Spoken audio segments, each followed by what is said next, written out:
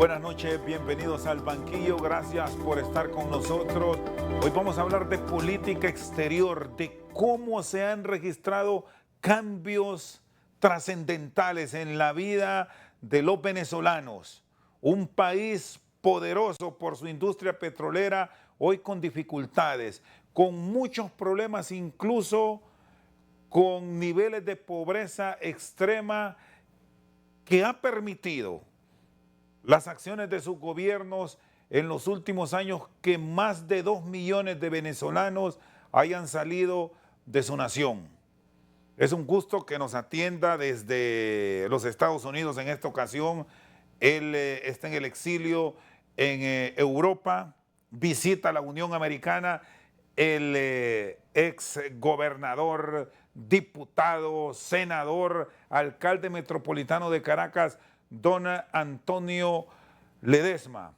Un fuerte abrazo, feliz noche, don Antonio, gracias por estar con nosotros. No, muchísimas gracias a ti, Rosendo, y a toda la familia de esta estación que me brinda la oportunidad de, primero, renovarle mi saludo afectuoso latinoamericano a todo el pueblo de Honduras, agradecerle las manifestaciones de solidaridad, con misericordia que han tenido con los venezolanos que en este momento, de manera forzosa, transitan por las calles de Honduras después de haber escapado de la tragedia que los martiriza en nuestro país, donde lamentablemente se sobrelleva o se padece una tragedia humanitaria de una significación inenarrable. Todos los días la situación se agrava tanto que ya somos más de 7,5 millones de venezolanos que estamos deambulando por el mundo tratando de poner a salvo la vida de muchos, buscando mejores oportunidades para las familias que emigran y siempre pensando, por supuesto, con la mente y el corazón allá en la tierrita, en la tierra que nos parió, nuestra querida Venezuela. Bueno, yo decía, don Antonio, así de una manera rápida, de los cargos públicos de elección popular ganados por la voluntad soberana del pueblo en una carrera dilatada de más de 40 años que desde un principio le destacó como un político de éxito en Venezuela hasta concluir con su participación como alcalde metropolitano y las acciones que nos gustaría que se las cuente al pueblo hondureño cómo ocurrieron, porque fue detenido en la administración de Nicolás Maduro, sometido a un juicio, fueron más de 1,000 días en prisión hasta que logró salir de su tierra. Bueno, sí, como usted lo dice, Rosendo, yo tengo 68 años cumplidos, de los cuales por lo menos 55 han sido dedicados de manera ininterrumpida a la actividad política. Comencé muy jojotico, muy pichoncito, cuando apenas tenía 13 años de edad en el movimiento estudiantil. Así fue haciendo carrera, formándome en cursos, en seminarios, porque es importante la formación política, la formación académica de quienes asumimos esta disciplina con una vocación de apóstol, que es el caso y lo digo con mucho orgullo. Llegué a ser diputado a los 23 años de edad, fui gobernador de Caracas a los 36 años de edad, fui vicepresidente del Congreso como senador cuando no había cumplido los 40 años y posteriormente alcalde del municipio Libertador de Caracas, alcalde metropolitano. Fue esa primera victoria en la que obtuve más de 800,000 votos a mi favor, compitiendo. Era de hecho una competencia con Hugo Chávez en el año 2008. Ganamos la alcaldía metropolitana. Tomé posesión el 7 de diciembre del año 2008 y el 17 de enero del año 2009, o sea, unas semanas después, un pelotón de hombres armados con fusiles que cubrían su rostro con pasamontañas asaltaron el despacho, o sea, el Palacio Metropolitano de Gobierno. Desde entonces se desencadenó una cacería política en mi contra. Fueron invadidos 3 edificios pertenecientes a la alcaldía metropolitana. El expresidente Hugo Chávez propuso una ley contra natura para despojarme de competencias que tenía la alcaldía metropolitana. nos fue arrebatado el 95% del presupuesto de la alcaldía metropolitana. No obstante, yo seguí mi gestión. Me vi obligado a realizar una huelga de hambre en la sede de la ONU, a encabezar manifestaciones en las cuales fui agredido y terminé varias veces hospitalizado. Después del fallecido Hugo Chávez, opté por la reelección de la alcaldía metropolitana, porque era más que todo una tribuna de orden político para luchar por la democracia de Venezuela, hasta que fui detenido por órdenes de Nicolás Maduro. Permanecí después del secuestro más de 1000 días privado injustamente de mi libertad. Tuve el derecho a una sola audiencia en la que pidieron para mí 26 años de cárcel acusándome de traición a la patria. Y como me daba cuenta que no iba a tener el beneficio de un debido proceso, decidí emprender una fuga que me permitió poner un pie en tierra colombiana el 17 de noviembre del año 2017 y desde entonces viajé a Madrid, de donde estoy cumpliendo un exilio junto con mi esposa y mi familia, que ya va para 6 años. ¿Cómo es la vida ahora de un venezolano que estuvo al frente de importantes cargos y que tenía una vida sana en este país caribeño, pero por esa circunstancia de los cambios políticos que se han registrado le obligó a salir? Como muchos otros hoy están saliendo, algunos en ese trayecto que ya lo vamos a ampliar posteriormente hacia los Estados Unidos, muchos se quedan entre Colombia, Panamá, el resto de los países de Centroamérica, México, y bueno, algunos con el fin de llegar a los Estados Unidos, muy pocos, pero lo están logrando. Otros siguen las corrientes y los caminos hacia los países vecinos del sur. Bueno, en el caso mío es una migración forzada por la persecución política y es también la situación en la que se van de Venezuela millones de compatriotas que sienten temor de ser víctimas de un disparo, de un atraco, de un secuestro, venezolanos que huyen también de la pobreza que se va agravando en Venezuela hoy en día. El salario de una persona no supera los $4 al mes. Del sistema educativo han desertado más de 220.000 educadores porque los salarios son paupérrimos. Al lado de esta tragedia de los salarios devaluados, tenemos un país con la más alta inflación del mundo, por encima de la de Zimbabue, la de Sudán, la del Líbano. Venezuela es el país que puntea esta situación tan lamentable. Un país que recibió nada más por concepto de la venta del petróleo, como usted lo decía, Rosendo, en la presentación de esta entrevista, ingentes cantidades equivalentes a más de 1.000 millones de millones de dólares. Y al lado de ese despilfarro es el país con una de las más grandes deudas externas que supera los 170.000 millones de dólares, es casi 3 veces el actual Producto Interno Bruto de Venezuela. Un país donde simultáneamente se da una crisis la gente no tiene gasolina, en el país con las mayores reservas de petróleo del mundo, el país donde la gente tiene que volver a cocinar con leña porque no hay gas doméstico, el país que tiene la posición número 6 en reservas de gas natural y de gas asociado al petróleo, un país donde están desertando del sistema educativo más de 1.500.000 niños y jóvenes, porque hay madres que no tienen ni siquiera cómo garantizarle la alimentación, el desayuno, el vestido, los útiles escolares. O sea, es una tragedia por los 4 costados. Y en el caso nuestro, uno tiene que reinventarse.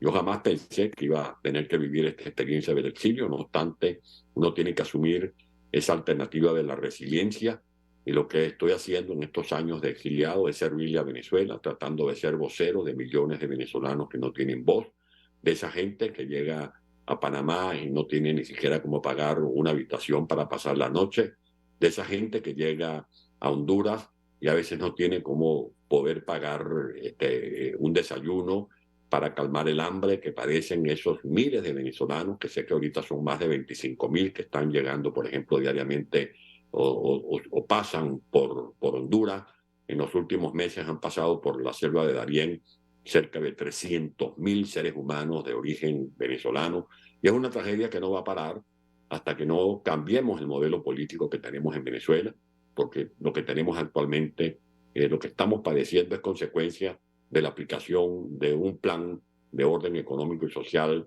que no ha tenido ningún éxito, no, sino que por el contrario ha arruinado lo que fue una de las industrias petroleras más prestigiosas del mundo y ha hundido en la miseria a millones de venezolanos, incluida la clase media, que fue consecuencia del ascenso social que promovió la democracia venezolana. Y realmente con ese contacto, porque sí entendemos, lo mantienen, han logrado establecer ustedes, don Antonio Ledesma, quién vive bien en Venezuela. Le traslado esto porque hay quienes piensan que mucho de lo que ustedes están exponiendo desde el exilio es mentira, que no se está viviendo de la forma en que ustedes lo exponen. ¿Qué nos puede contar? Repetir los datos que le acabo de decir Rosendo, ahí están los datos de instituciones acreditadas que indican que Venezuela tiene la más alta inflación del mundo.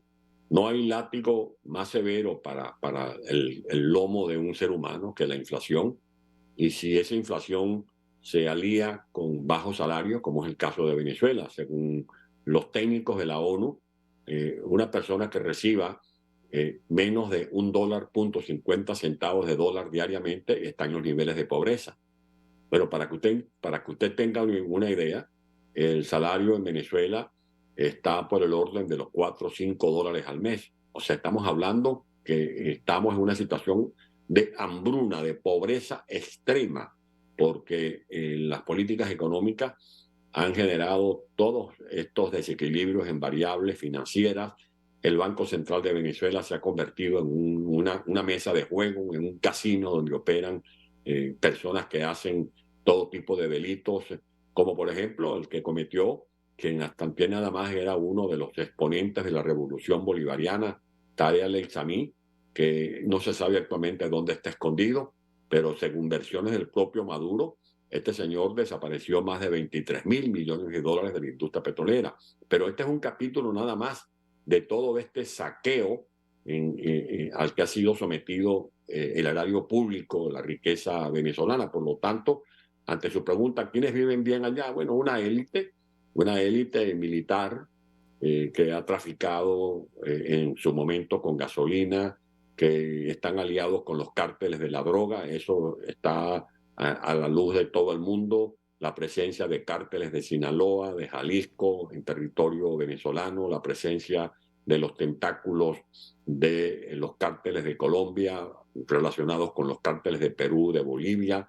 Hoy los propios voceros del gobierno admiten que ya en Venezuela se está vendiendo el fentanilo, que es una droga sintética letal, porque como lo habíamos denunciado en un observatorio geopolítico que dirijo, en un foro que hicimos recientemente, ya no solo se limitan los cárteles a negociar cocaína y marihuana en nuestro territorio, sino que se están instalando laboratorios de fentanilo. Y para la gente que me escucha en Honduras y tengan una idea de lo que significa esta droga, esta es una droga que mató el año pasado en Estados Unidos nada más de 100.000 seres humanos. O sea, 3 veces más que las muertes de civiles que ocurrieron el año pasado en la guerra de Rusia con Ucrania. De allí que en Venezuela, con esta alta inflación, con estos salarios paupérrimos, un país donde la gente se levanta desesperada a ver qué consigue para comer, cómo puede pasar el día sin luz, porque en el país que tiene una capacidad instalada de orden hidráulico, hidroeléctrico y de termoeléctricas, constantemente hay apagones. O sea, se le va la luz a la gente en sus casas porque a estas turbinas de los sistemas hidroeléctricos no se les hace mantenimiento, y a las termoeléctricas tampoco se le instalaron los equipos que tenían que ver con el uso del gas para que pudieran funcionar correctamente. Muy bien, está con nosotros al banquillo en esta entrega especial el exalcalde metropolitano de Caracas, Antonio Ledesma. Vamos a una pausa, ya seguimos más con esta historia de millones de venezolanos que están saliendo de su país en busca de nuevos destinos. Seguimos al banquillo con don Antonio Ledesma, político venezolano en el exilio, un hombre con una amplia trayectoria de décadas en la política vernácula de esta nación caribeña. Bueno, hay un dato reciente que lo revisábamos en cuadros estadísticos, don Antonio, que habla de un poco más de 28 millones de habitantes en la República de Venezuela. Esto fue al 2021. No sé si han logrado ustedes con cálculos, porque no tenemos una precisión exacta, una actualización de cuántos son los venezolanos a hoy y de estos, cuántos están bajo esa extrema pobreza, añorando un cambio que de momento se visualiza difícil que se presente por el control político prácticamente en todo el país que tiene el presidente Maduro. Bueno, números más, números menos, como se dice. Se habla de un censo que registra la cifra de 30 millones de venezolanos. De esos 30 millones, por lo menos una cuarta parte está formando actualmente parte de lo que es la diáspora más grande del mundo. Para que tengan ustedes una idea, esta millonaria diáspora es equivalente a la población de muchos países del mundo. O sea, dicho de otra forma, más de 140 países del mundo tienen una población por debajo del número de la diáspora que integran mujeres y hombres que han tenido que salir de Venezuela durante estos últimos años. Y es una tragedia que pareciera no se va a detener. Hay investigaciones que indican, por ejemplo, que este año se va a alcanzar un alto nivel de personas que van a transitar por Honduras. Se habla de por lo menos 200.000 personas. Eso lo han sacado de investigaciones técnicas que han hecho los que manejan las oficinas de migración y de tránsito en todo el oriente hondureño. Hay encuestas como las que se han realizado recientemente que indican que, por ejemplo, entre enero y marzo del año 2023 transitaron por Honduras 54.496 personas. O sea, se va incrementando el número de migrantes que se ven forzados a pasar por Honduras, como pasan también por Panamá, para no hablar del calvario que viven los seres humanos cuando atraviesan la selva de Darién, de mujeres que son violadas, que son víctimas de asaltos sexuales, de seres humanos que incluso son devorados por caníbales. Yo leí recientemente una entrevista que hizo un periodista de El Salvador a una pareja de venezolanos en el que contaban cómo fueron violadas mujeres, cómo fueron asesinados incluso ciudadanos de origen haitianos. O sea, es un verdadero horror lo que están padeciendo estos seres humanos, incluidos los venezolanos a los que me estoy refiriendo en esta conversación. Sí, ¿cómo apoyan los ciudadanos que lograron salir de Venezuela, que muchos de ellos tienen un estatus diferente por diferentes factores que los podemos enumerar, nivel profesional, herencia, y que lograron instalarse en naciones libres y prósperas? Caso de Estados Unidos, donde hay una enorme diáspora venezolana, citamos el estado de la Florida, el Reino de España, donde usted radica en los últimos años. ¿Cómo es ese apoyo, esa ayuda, tanto moral como económica, que en algunos casos se presenta para familiares y para amistades que están en Venezuela? ¿Hay restricciones o es normal? Una gente que sale por estos caminos irregulares, la selva de Darién, que toma como ruta las trochas, por ejemplo, la gente que sale de Venezuela vía Colombia por las trochas, la gente que trata de llegar a Panamá, luego a Honduras por la selva de Darién, la gente que usa un vuelo para llegar a Europa y luego se declara allí como desterrado. Lo primero que busca esa gente es formalizar sus documentos. Al venezolano siempre le preocupa su estatus, estar legal. Y esa es una de las grandes angustias que tienen las mujeres y los hombres que salen con sus niños, por ejemplo. Porque aquí hay una mezcla de seres humanos de todas las edades, los abuelos, que salen y dejan a sus nietos y a sus hijos allá en Venezuela o al revés. Entonces, luego de la documentación, el estatus migratorio, la legalización de su permanencia en cualquier región del mundo, conseguir un empleo. Como usted lo ha dicho, el venezolano que sale tiene una aceptable formación. Hay estudios que indican que buena parte de los venezolanos han cursado la educación básica, otros, un porcentaje importante, tienen títulos académicos de pregrado, de posgrado. Los médicos de Venezuela tienen buena fama, una fama bien ganada. Igual los educadores, educadores que han sido formados en las mejores universidades del mundo, venezolanos con educadores, con académicos que dominan 3, 4 idiomas, ingenieros, técnicos petroleros, escritores, actores, periodistas. O sea, es una variedad de seres humanos con una formación que les permite ser aptos para cumplir una tarea y así ganarse la vida. Esa es una de las angustias. Los papeles, el trabajo, conseguir el refugio, conseguir la vivienda, los que tienen niños, conseguir el cupo en la escuela o la asistencia de salud para los adultos que requieran ser asistidos en un centro de salud. Estas son las grandes angustias de ese venezolano que sale, por supuesto, sin desmeritar la otra angustia, que es que el que sale a ganarse algo afuera está pendiente de ver cómo le hace llegar al que se queda adentro allá en Venezuela algunos dólares para que puedan sobrevivir en medio de la tragedia humanitaria que allá se sigue padeciendo. ¿Y cómo es esa comunicación? ¿Cómo llega el apoyo? Por ejemplo, no sé si tienen datos aproximados de los ciudadanos que están en España, en los Estados Unidos, mandando remesas. Sí, ¿Hay restricciones incluso o ahí sí se permite en cierta forma que llegue ese apoyo a sus parientes y amistades? como usted lo decía, Rosendo, al principio de este diálogo, la magia, esa magia que nos permite, por ejemplo, que yo esté hablando con usted a través de una computadora desde Estados Unidos, o la magia de venezolanos que usan un teléfono celular para comunicarse con sus familiares que quedan en Venezuela, es también estas novedades tecnológicas las que le permiten a la gente hacer las transferencias. Ya Venezuela se está hablando de más de 3.000 millones de dólares nada más por concepto de remesa.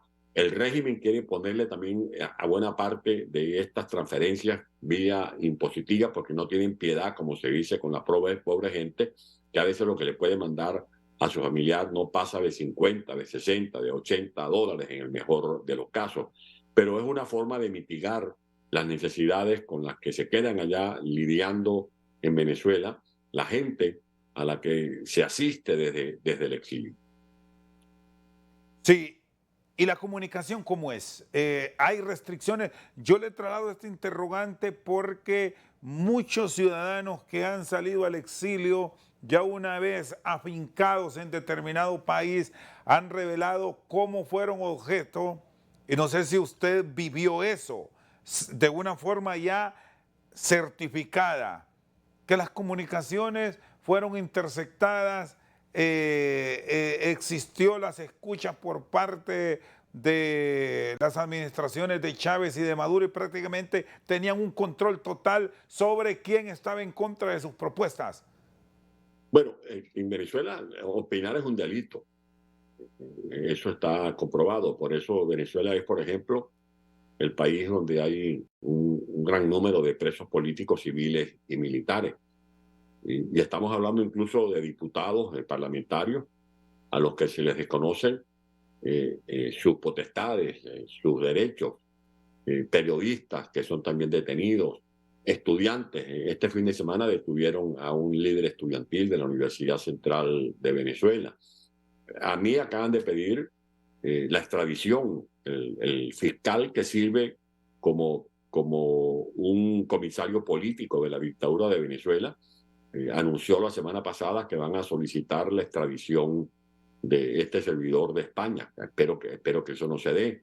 Mi apartamento, donde vivimos mi esposa y mi familia, por más de 34 años, fue asaltado, allanado el pasado 22 de agosto. Le colocaron a la puerta de mi apartamento un cartelón que dice confiscado. Mi oficina, donde yo fui secuestrado, que todavía operaba allá en Caracas, fue también asaltada la semana del pasado 23 de agosto. O sea, es una persecución completa contra los que somos disidentes. Y en mi caso es como una obsesión que tiene el régimen y me persiguen esté donde esté. Y en su caso, con esta petición hecha, don Antonio Ledesma, ¿cómo espera saldarla? Porque usted tiene residencia en el Reino de España, petición directa a la Cancillería, a la administración de Pedro Sánchez. No está ahora mismo en España, pero regresará con eventual riesgo de detención y deportación. ¿Cómo ha llevado todo esto con sus abogados? A Bueno, lo sabiendas que mío, si pone un pie en Venezuela, bueno, va a llegar de hecho como persona detenida. bueno, ya mis abogados están haciendo las diligencias del caso, tanto en el Interpol como en las instancias de gobierno y las instituciones a las que compete una medida como esta. Los delitos que se me imputan todos son de naturaleza política. En los tratados de extradición no tienen cabida este tipo de persecuciones de orden político para que se pueda tramitar una extradición. Allí es que yo tengo confianza en las instituciones, en esos países donde todavía sobrevive el imperio de la ley, más allá de las diatribas políticas que hayan de determinadas coyunturas o circunstancias. Vive bajo zozobra, bajo riesgo permanente. ¿Ha pensado en mudarse de España y buscar la continuidad de su vida en otro país del mundo o ya ha tomado la decisión de quedarse en el reino? Es que esté donde esté, esta gente persiguen a uno. Yo he estado estas últimas semanas en Estados Unidos y es aquí en Estados Unidos donde ha llegado también la persecución.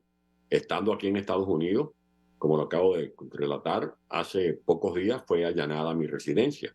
Mi apartamento fue vandalizado, apartamento en el que vivimos 34 años, mi esposa, mis hijos, mi biblioteca, mis enseres, mis documentos de orden personal. Allí no hay respeto por ningún derecho humano. Un apartamento incluso que estaba vacío, porque está vacío desde que yo me fugué. Y persiguen allí hasta los espíritus, persiguen las sombras. Es una obsesión persecutoria la que caracteriza a esta gente. Y lo mismo hacen con donde funcionaba mi oficina, que fue la misma oficina en la que me secuestraron aquella tarde del 19 de febrero del año 2015. Por lo tanto, si pretenden que yo me voy a doblegar, no lo van a conseguir. Yo voy a seguir mi lucha porque los principios y los valores no se pactan, no se negocian. Y atrás está esa bandera con esos colores que le dan luz a nuestra lucha y que me mantienen muy viva la esperanza de volver. Yo cuando salí de Venezuela el día que me fugué, aquella mañanita del 17 de noviembre del año 2017, cuando avancé a tomar el avión que me iba a trasladar a Madrid, lo avanzaba o caminaba soñando con volver a Venezuela. Ese es un sueño que yo no voy a permitir que con estas maniobras de persecución vayan a convertir en una pesadilla. Muy bien, está con nosotros en esta entrega especial de Al Banquillo, relatando la vivencia de los venezolanos en el exilio, el exalcalde metropolitano de Caracas, Antonio Ledesma. Hacemos una pausa, ya regresamos. Seguimos Al Banquillo con el político venezolano Antonio Ledesma. ¿Cómo están ahora mismo ustedes desde el extranjero, observando las posiciones de muchos países del mundo hacia Venezuela, a sabiendas de que hay gobiernos que simpatizan con las políticas de Nicolás Maduro y también hay gobiernos que son contrarios a su pensamiento? ¿Cómo debe ser un actuar que le permita a un país rico? Porque ya usted me lo expresaba, es una de las naciones en la zona del Orinoco con las reservas de petróleo más limpias del mundo. Ahí tenemos un crudo, el mejor del globo terráqueo, y con muchas otras riquezas que desgraciadamente le permiten a su población vivir en pobreza y a muchos salir. ¿Cómo podríamos encontrar equilibrio para que esa riqueza se transforme también en bienestar para sus habitantes? Lo primero es recuperar el Estado de Derecho.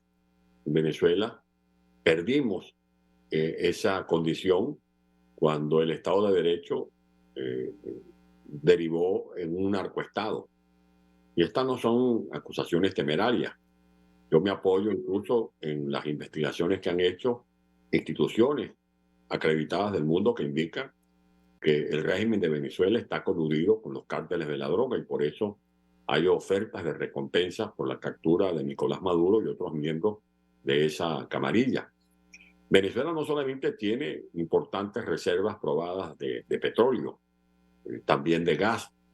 Venezuela tiene yacimientos de oro gigantescos, pero además de oro hay uranio, hay coltán. Venezuela tiene importantes reservas de hierro. Venezuela llegó a tener un complejo de empresas básicas donde se procesaba el hierro, se fabricaba el aluminio. En definitiva, todo esto se ha arruinado como consecuencia de que tenemos un régimen que ha desmontado el Estado de Derecho, que ha vaciado de contenido todas las instituciones.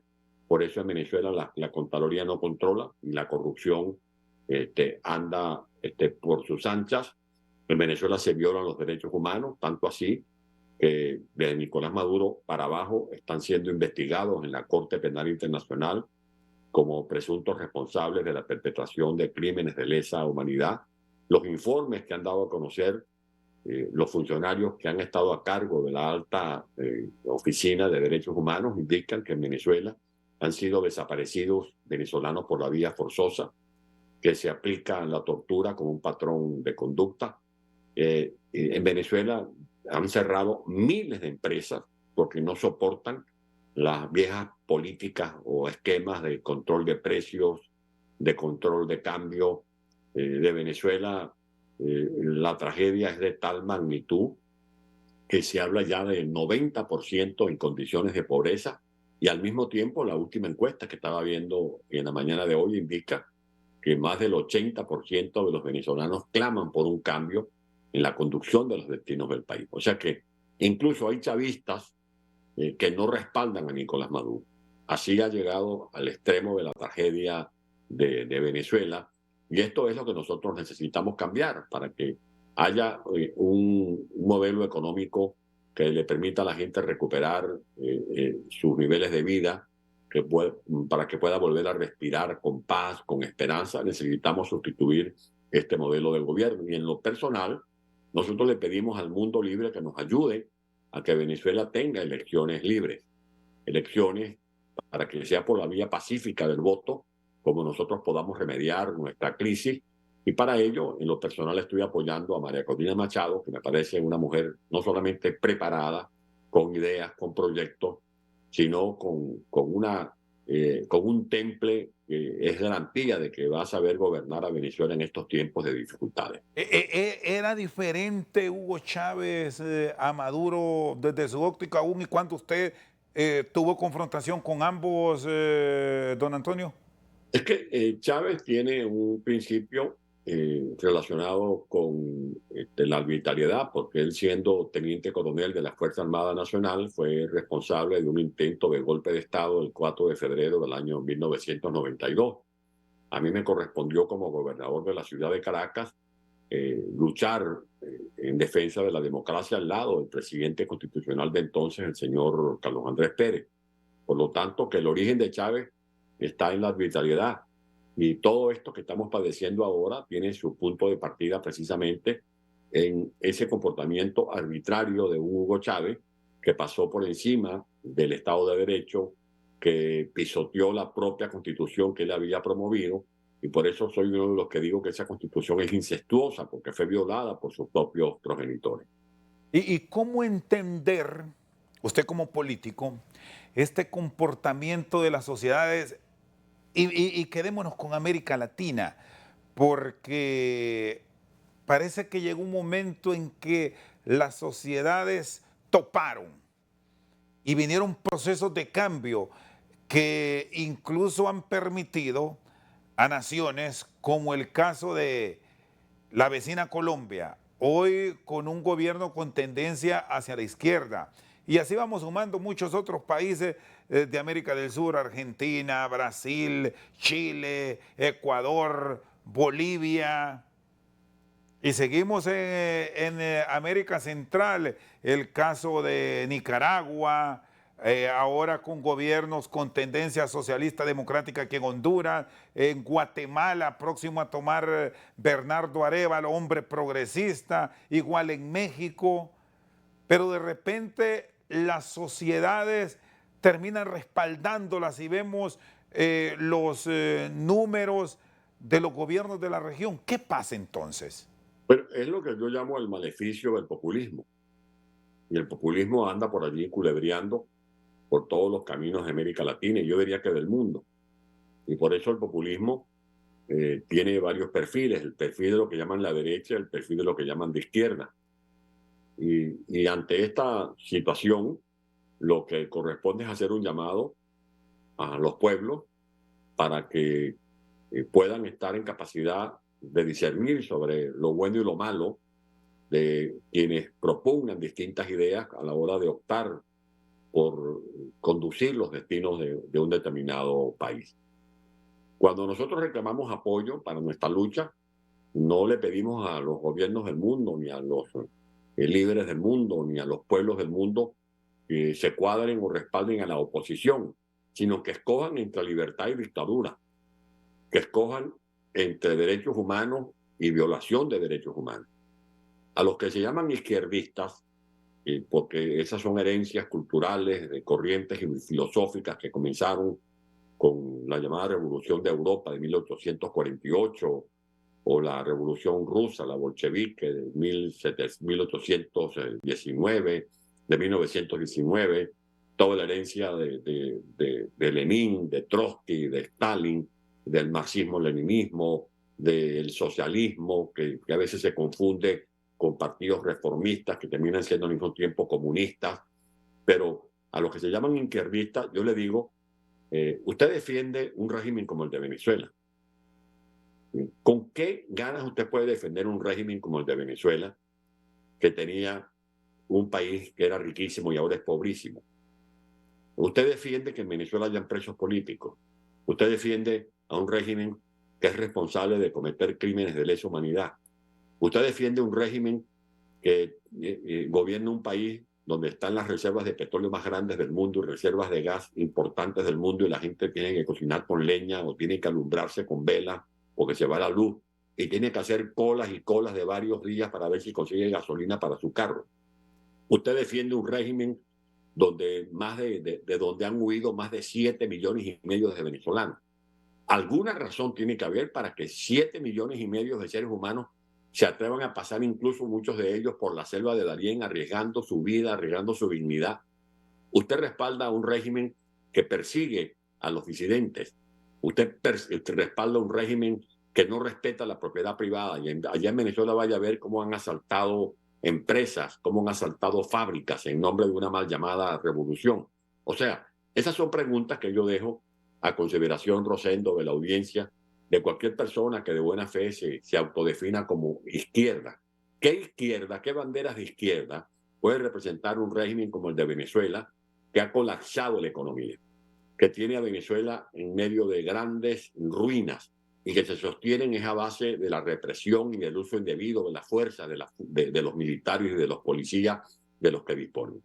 Y esto es un punto fundamental, cómo se va alrededor de la propuesta de estos gobiernos prácticamente cooptando todas las instituciones del Estado, pero que también de los gobiernos de derecha que han sido malos ejemplos, basado desde este otro ángulo, cómo encontrar para estas sociedades que el Internet las vino a cambiar en gran parte de ellas equilibrios en la administración pública, sin los excesos, don Antonio? Bueno, lo primero es que a veces surgen liderazgos políticos que no tienen una base de sustentación. Son esos líderes que el presidente de España, Felipe González, llama frutos de la mediocracia, porque son consecuencia de medios de comunicación que los catapultan de un día para otro, pero que no tienen temple, que no tienen información. Un líder político que se compromete a gobernar un país debe tener ideas muy claras. No ideologías o dogmas, porque el dogma te convierte en prisionero de esos cartabones que no dan lugar o no permiten que uno vaya flexibilizando las tomas de decisiones. Pero en todo caso, cualquier gobierno que pretenda resolver los problemas de un país tiene que partir del Estado de Derecho.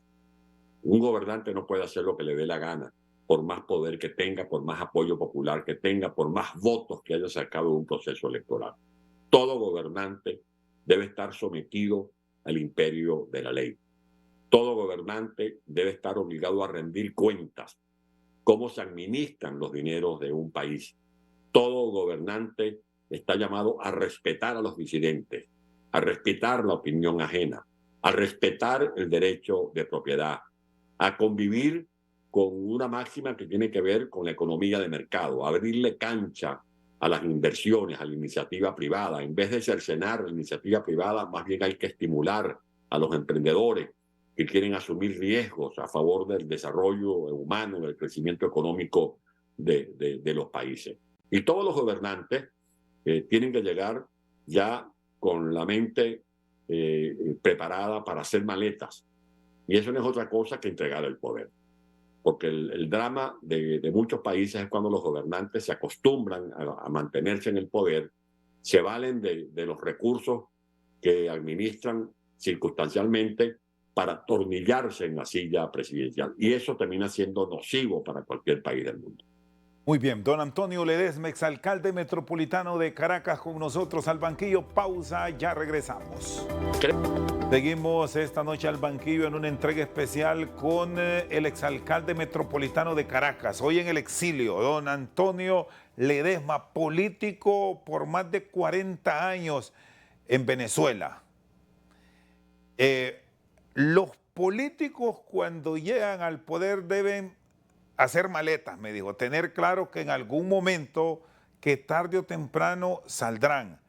Pero me dijo otro elemento que es fundamental y es no creerse dueños de todo y tener un control sobre los entes de orden y seguridad.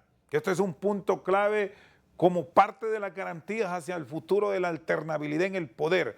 ¿Cómo deben actuar las sociedades con estas recomendaciones que ustedes las han vivido en carne propia en un país rico que por importar ideologías hoy ha fracasado?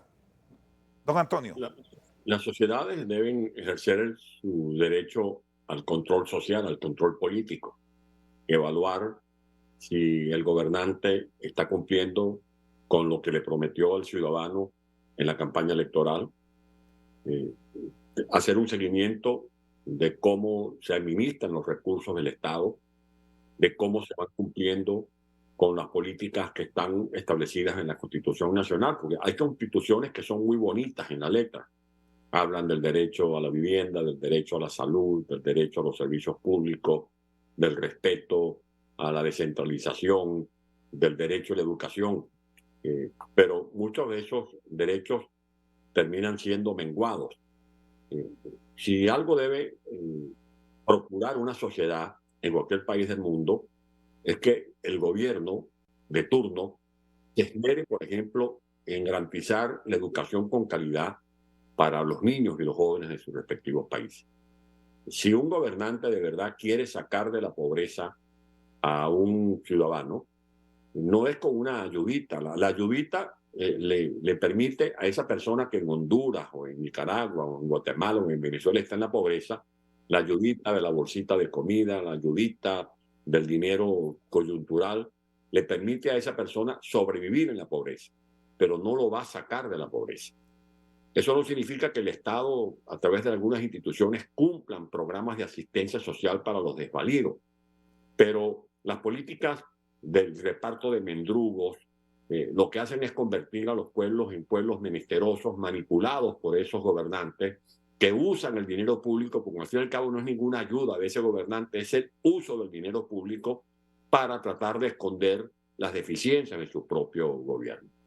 Yo soy hijo de una costurera de una familia humilde de Venezuela y yo surgí gracias a la educación.